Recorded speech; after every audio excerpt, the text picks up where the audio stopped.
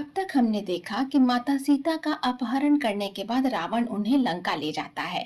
लंका, जो चारों ओर से विशाल समुद्र में घिरी हुई है, वहां तक पहुंचना एक बहुत बड़ी चुनौती है। भगवान राम अपनी विशाल वानर सेना के साथ समुद्र तट पर पहुंचते हैं, लेकिन समुद्र को पार करने का कोई मार्ग नहीं होता। तुलसीदास जी ने इस प्रसंग का बहुत ही सुंदर वर्णन किया है। जब श्री राम समुद्र के किनारे खड़े होकर विचार कर रहे थे तो समुद्र ने उन्हें कोई मार्ग नहीं दिया।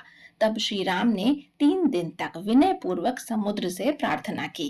3 दिन बाद भी जब समुद्र ने मार्ग नहीं दिया तो लक्ष्मण जी बहुत क्रोधित हुए और उन्होंने श्री राम से कहा, भैया, बिना बल के कोई विनय नहीं मानता, कोई सम्मान नहीं करता।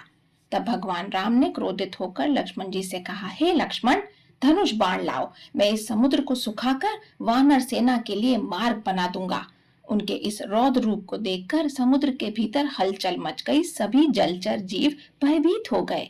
तब समुद्र देवता स्वयं प्रकट हुए और श्री राम के चरणों में गिरकर बोले, हे प्रभु, मुझे क्षमा कीजिए, मैंने आपके महत्व को नहीं जाना, मुझ पर कृपा कीजिए प्रभु।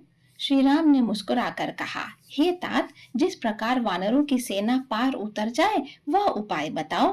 फिर उन्होंने नील और नल का रहस्य बताया और कहा, ये दोनों वानर आपके प्रताप से पुल का निर्माण कर सकते हैं। वे जो भी पत्थर डालेंगे वे आपकी नाम की महिमा से पानी पर तैरेंगे। मैं भी उन पत्थरों को डूबने नहीं दूंगा। इसके बाद नल नील के नेतृत्व में पुल का निर्माण शुरू हुआ। पत्थरों पर श्री राम का नाम लिखकर वानर सेना ने पुल बनाया। इस अद्भुत कार्य को देखकर देवता भी चकित रह गए। इस प्रकार राम सेतु की कथा केवल एक पुल का निर्माण ही नहीं, बल्कि प्रभु श्री राम के पराक्रम, उनकी सेना की भक्ति और उनके नाम की महिमा का प्रतीक है।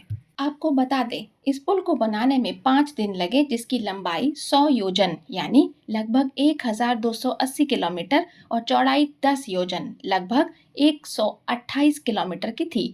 यह पुल आज भी एडम्स ब्रिज या राम सेतु के नाम से जाना जाता है, जो धनुष कोडी यानी भारत और श्रीलंका के बीच स्थित है।